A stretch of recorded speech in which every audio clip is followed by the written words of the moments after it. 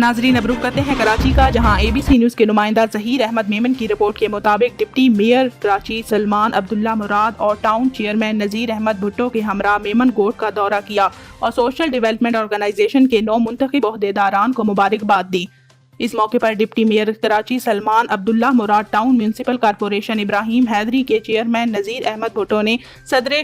Social development organization engineer حبیب اللہ میمن، منظور احمد میمن اور دیگر کے ہمراہ ایس ڈی او کے زیر انتظام چلنے والے اداروں، سکول، ہسپتال، کمپیوٹر سینٹر، لائبریری، سلائی سینٹر اور دیگر مراکز کا دورہ کر کے انتظامات کا جائزہ لیا۔ اس موقع پر میڈیا سے بات کرتے ہوئے ڈپٹی میئر کراچی سلمان، عبداللہ مراد اور ٹاؤن چیئرمین نذیر بھٹو نے کہا کہ سماجی تنظیم سوشل ڈیولپمنٹ آرگنائزیشن کی جانب سے میمن گوٹھ اور گرد و نواح کے نوجوان طلباء کے لیے پبلک سروس کمیشن کے امتحان کی تیاری کے لیے کیے گئے انتظامات کو دیکھ کر بہت خوشی محسوس ہوئی۔